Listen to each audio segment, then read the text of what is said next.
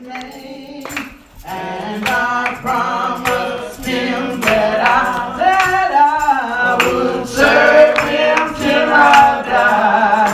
I am on the battlefield for my Lord. Right? That's a time to be angry. And when it's time, be angry. Now we know the excess anger is wrong too, don't get me wrong. But I'm talking about the fact there is a time to be angry. And when somebody do you like they did you, it was time. And you responded just like Jesus would have responded. How about that? Is that all right? That's all right. You see. Now we're going to prove that in a moment here. Ephesians 4:26. Be angry and sin not. Let not the sun go up on your wrath. Other words, don't stay mad. All right. Angry. Let's look at that word. It means to provoke, enrage, exasperate, be angry. Let me go to the 1828. Get my glasses and define angry to get some more. See, we need more light. Amen. More understanding. More understanding. Of course, most of us know what it means to be angry, but this also explains why anger takes place, though, and so forth. 1828, Walter. 1828. Angry, A-N-G-R-Y, angry. Feeling resentment.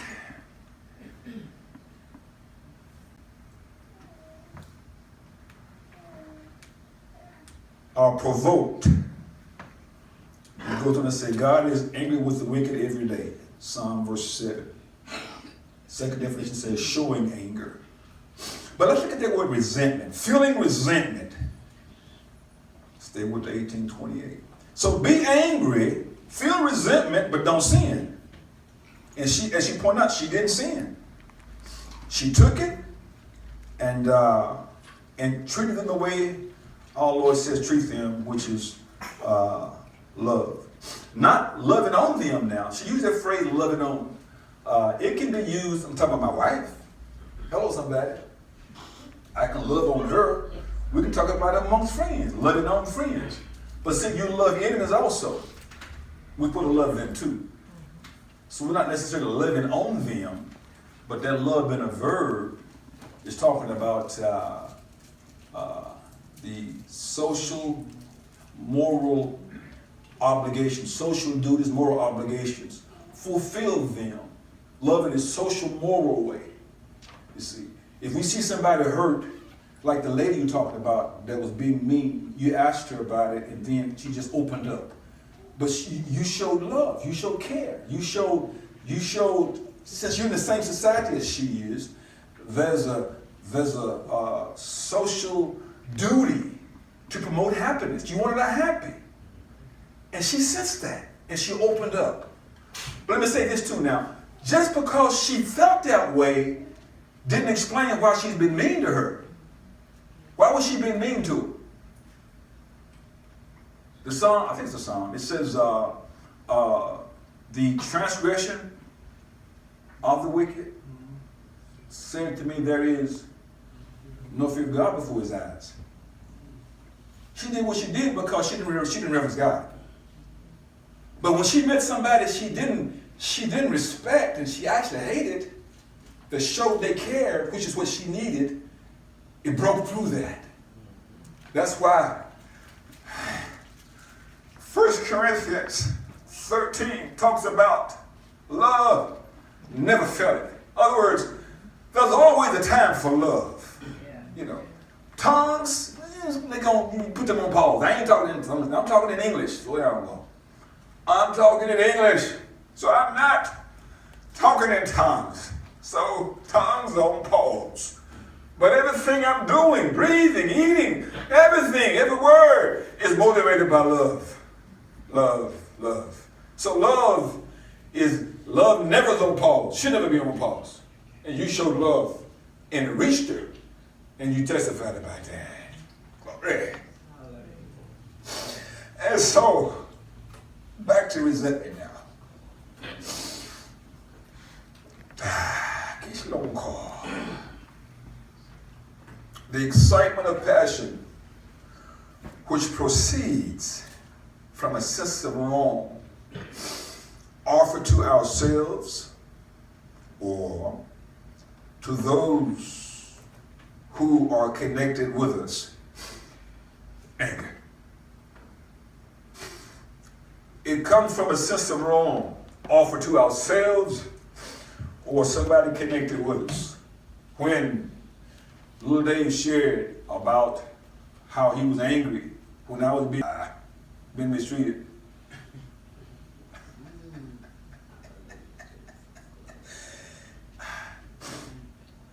That was why I was being wronged. But like you, I took it.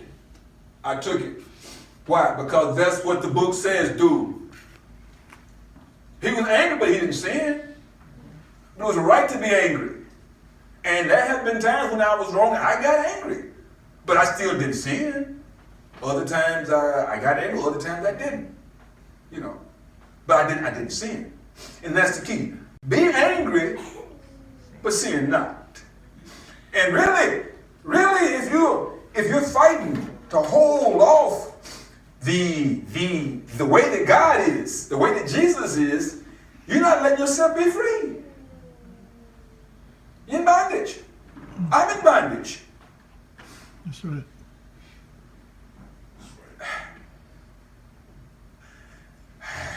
You see, I remind you, many years ago, when my wife was doing things that angered me, that should have angered me, and I quenched it. I said, I just love her and go on. I wouldn't let myself get angry, because I was looking at, she wept before I married her, she ain't gonna weep with me. I don't want to cry. I want to happy. What I didn't know is that sometimes in order for folk to be happy, they have to cry first. Anyhow, so as you know, remind you, I'm holding all this in. I ain't saying nothing. I'm just living my wife and going on. I was forgiving her. I wasn't holding anything against her for the penalty goes. I wasn't holding anything against her that she should be punished, because I love my wife. I was forgiving her. But I wasn't forgiving her the way God says forgive her. I wouldn't partner her the way God says partner her. Because what she was doing actually broke fellowship amongst us, the two of us. And we began to grow apart. But back to me again. When I'm holding all this in, it felt like I was getting an ulcer. Because I wasn't free. I wasn't free. But then God gave me this vision. Thank God for the love He has for us. He'll watch us and see how long we're going to do whatever it is that we shouldn't be doing and learn better. And then He says, okay, I'm going to step in now and help my child. And so He gives me this dream. And I remind you, in the dream, I'm walking past the steps that go up to the upper level to go to our bedroom. And as I walk past, two little short, furry creatures by yay tall run to our bedroom. And one of them steps back and goes, and you better not say nothing. When I woke up, I said, we're going to talk now. Because ain't no demon going to put his finger in my face. Oh, the bad part about it was it was in my face all the time. I just didn't know it. I was being bound. I was bound by the wrong understanding of forgiveness and how to love my wife. And so I was bound. I suffered physically. I suffered mentally. All because I didn't know the word of God to cover loving my wife. But I was forgiven now. I say again, I was forgiven. I wasn't holding nothing against her. But it wasn't no peace. Why? Because she was wrong and didn't know it. And really, I'm supposed to be her best friend. Which means If I'm a best friend, like Psalm, I think 27 says, like iron sharpens iron, so a friend sharpens the countenance, the eyesight, the judgment of his friend. We help each other see better. When we know that's the obligation of a friend, right? Yeah. And so, anyhow, and when I came to start talking to her about it, you remember what she said? Well, you just now tell her. Why you just now telling me? And she was upset and angry. Why? Because I had wronged her. See, a sense of wrong by not telling her what she was wrong when she didn't know, she thought she was right. I wronged her. I said because I was scared, I fessed up. All the cards on the table. I was afraid. You see. And from that point on, our life began to change. And it did change. But I learned this.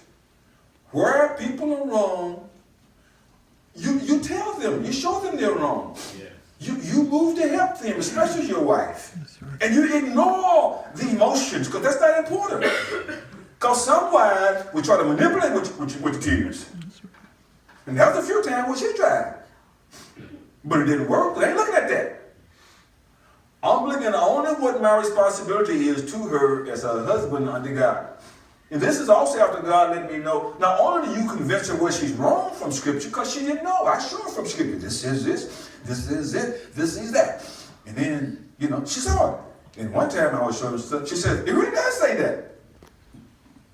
Because I asked him, I said, well, why am I having so much problem with it? He said, son, the reason you have a problem because you quoted it to him. You see, at church, you have them turn to such and such. He said, do her the same way you do the church. So the next time something happened, we sat down and said, let me show you something. So I turned to her and showed her, she said, it really does say that, doesn't it? So the devil telling her, he's just trying to have his way. So she ignored me, thinking I'm wrong. You see. But the thing is, I was in bondage. She was in bondage all because I didn't know how to love my wife like I should. I was forgiving her though. But then once I learned to convince her of the wrong, then it said I take it a step further and teach her how to avoid that so she's strengthened by my word so she can not do that anymore. Because just to show me where I'm wrong doesn't help me. Now you got to tell me how do I avoid this next time. What scripture is going to make me strong that I should walk in that says do this and not that? You see? And once I got her there, then she began to change, and I changed and changed, and it got better and better and better.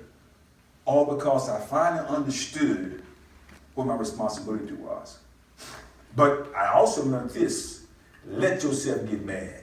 And she can tell you, we started talking, I ain't mad.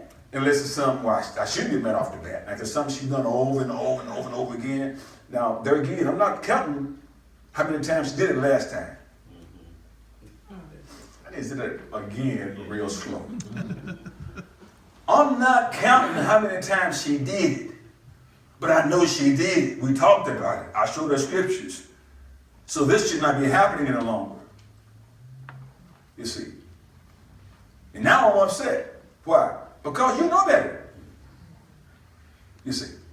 And to take it even further up until now, when I remind you when I was trying to get her to pick the songs prior to the meetings back earlier this year.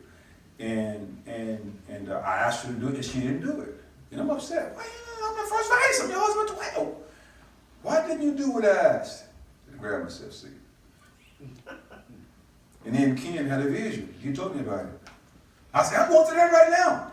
Well, he saw me and her. I'm trying to get her to pick the songs, to lead the songs, and she won't do it. And I'm upset behind it. Why am I upset? Because that's wrong. Be angry, but don't sin. But I ain't solving the problem. At the same time, the enemy telling members of the church, Pastor wrong, how he treated his wife. I know I can see it in some of y'all faces. How you talk Ken. That's why God gave Ken the vision. To show that I'm not wrong. And then when I had him share it that morning, and some of y'all were in shock because you realized I wasn't wrong, she was the one that was wrong. You see. But he did that to put more moral pressure on her to do what you know. You see. Amen? And after about that second time, she had it now. She ain't never, I can use the word never. She ain't never missed getting the song ready. Matter of fact, I didn't ask her. She just get it ready. That's her responsibility. She knows that. You see? But it took God revealing some things to Ken to squash some stuff the devil had going on, as well as put pressure on her to not be that way, because now it's public how you disobeying the senior pastor, the first vice of the convention. You see, and it shamed her, and because it shamed her, then she repented. And I'm pretty sure she better put her mind, this ain't never happening again. It ain't happening again. Just like cussing. I heard something the other day. I ain't cussed since 7 or whatever. Because when I saw what I looked like, I laid that thing to the side. I hated cussing. I still hate cussing. You see. But we got to hate it before we stop it. But the point is that sometimes you have to remind people of things of what they have done. Not that you didn't forgive them, it's just that now they've done it again, so you deal with it. God did that. If you look back at Numbers, when God finally got fed up and said, okay, this is it. Everybody 20 and older not going in. The 19 and under, they're going in. He said, I think he said 10 times. God counted it. You have refused to believe me, I think he said. Find that for me, somebody. Let's look at that. He counted it, you see. But we got to understand how to work the principles that he's given us, and know where we are as to what we should and should not do. But the bottom line is, when people do things for you to be angry, you should be angry, but don't sin. Just as she was and like I was. And not too long ago, a few months ago maybe, it might have been the same time period about this other stuff. As we talked, it might have been early in the talk. I said, now, why am I angry? And she told me why. She was right. Because she knew I had a right to be angry. But then God said, okay, now you can back off now. You got the point across. You see? And she come to me, I'm sorry. I ain't doing nothing. I'm going to work on that. I said, I'll see. Numbers 14.